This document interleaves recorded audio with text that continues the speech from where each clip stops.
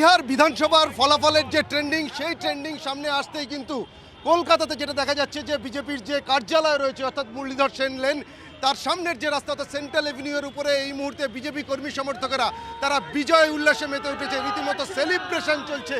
গেরুয়া আবির মেখে প্রধানমন্ত্রী নরেন্দ্র মোদীর যে মডেল সেই মডেল নিয়ে রাস্তার ওপরে দাঁড়িয়ে এই মুহূর্তে বিজয় উল্লাস চলছে, এমনকি তার পাশাপাশি দলীয় পতাকা নিয়ে রীতিমতো সেলিব্রেশনে মেতে উঠেছেন বিজেপি কর্মী সমর্থকরা। এবার পশ্চিমবাংলার পালা, তৃণমূল এবার সামলা।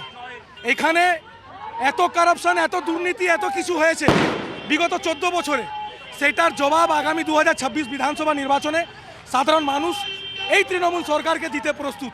আমাদের লিডার্সরা বলছেন না 26-এর নির্বাচন তৃণমূলের বিসর্জন, একদম নিশ্চিত তৃণমূল বাংলা থেকে বিসর্জন হবে, বিসর্জন হবে, বিসর্জন হবে। বিজেপি কর্মী সমর্থকরা তারা বিহারের এই বিধানসভা নির্বাচনের ফলাফলের ট্রেন্ডিং সামনে আসতে বিজয় উল্লাসে বা সেলিব্রেশনে মেতে উঠেছেন। তার থেকে কিন্তু একটা বিষয় স্পষ্ট হচ্ছে, 2026-এর বিধানসভা নির্বাচনের আগে বঙ্গ বিজেপির কর্মী সমর্থকদের কিন্তু এই ফলাফল অনেকটাই বাড়তি অক্সিজেন যোগাবে।